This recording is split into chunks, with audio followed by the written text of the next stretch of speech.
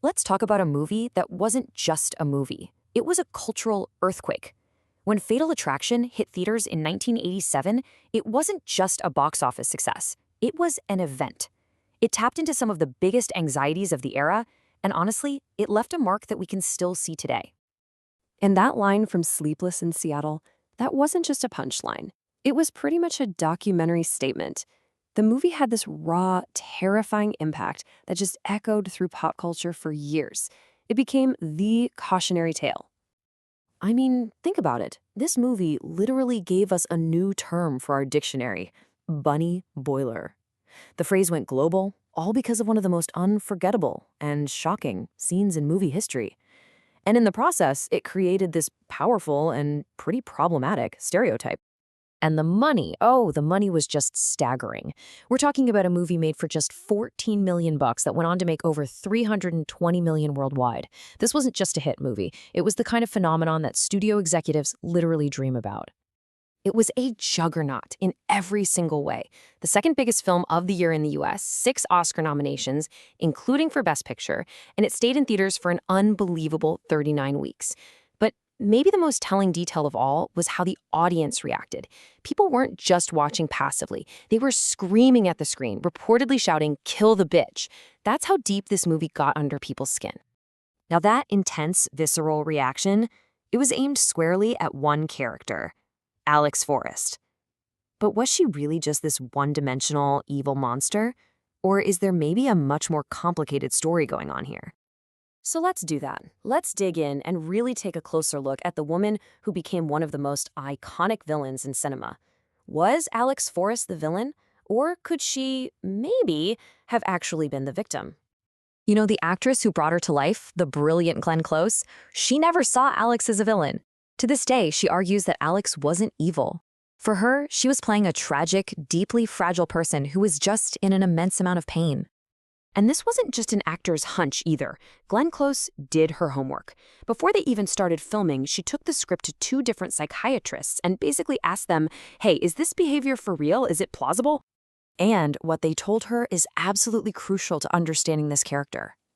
They both said, "Oh yeah, this is not only possible, it's likely the result of severe trauma," even suggesting a history of childhood abuse. All of her actions, that impulsivity, the intense rage, the self-harm, they're classic symptoms of borderline personality disorder. The point is, what was driving her wasn't malice. It was a deep, pathological terror of being abandoned. Okay, so understanding Alex's state of mind, it completely forces us to re-examine the other person in this whole mess. If she wasn't the monster we all thought she was, then what does that say about Dan Gallagher, the supposedly innocent family man? The film is so clever because it sets Dan up as the sympathetic victim, right? He made one mistake, and now this crazy lady is out to destroy his perfect life. But if you watch the movie again, really watch it, you start to realize he was anything but a passive victim. I mean, just look at their actions side by side. You see this clear pattern of escalation. Now, don't get me wrong, Alex's actions are extreme. There's no question. But so many of them are direct reactions to Dan's own provocations. He lies to her, he breaks his promises, he breaks into her home, he demands she get an abortion, and he even physically strangles her. He isn't just a victim here. He is an active participant pushing things further and further. And here's the kicker. This framing was no accident. According to reporting from Days Digital, with every rewrite of the script, Dan was made more and more likable, while Alex was made more and more monstrous. The source also notes that both the star, Michael Douglas, and the director, Adrian Lyne, were known to be openly critical of feminism at the time. So that might have played a role in deliberately shaping who is the hero and who is the villain. This whole desire to create a good guy to root for and a bad guy to punish, well, it leads us straight to the film's most controversial and honestly most important element, the ending. Because the movie that you've seen, the one that everybody knows, that is not the movie they originally shot. The ending was totally changed. And not by the writers, not by the director, but by the audience itself. So here's what happened. The original ending was this dark, tragic, almost operatic conclusion. Alex, in a nod to the opera Madame Butterfly, takes her own life but frames Dan for her murder. It was bleak. But when they showed it to test audiences, people revolted. They hated it. They wanted to see Alex punished.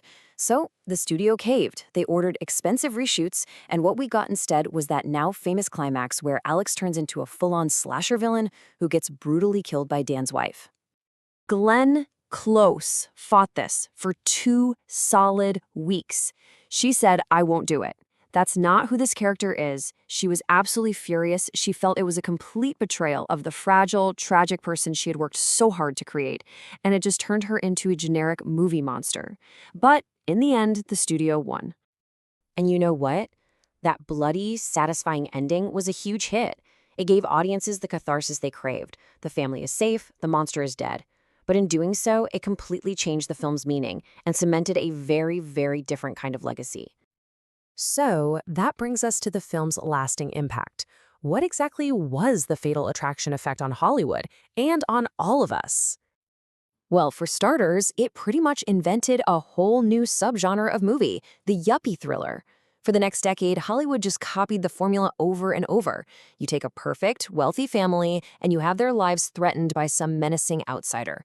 Films like The Hand That Rocks the Cradle, Single White Female, they all came from the Fatal Attraction playbook. Politically, the movie became a massive flashpoint. A lot of critics saw it as this really hostile reaction to feminism. Think about it. Alex, the successful, independent career woman, is positioned as a mortal threat to the nuclear family. And to restore order, she has to be violently destroyed.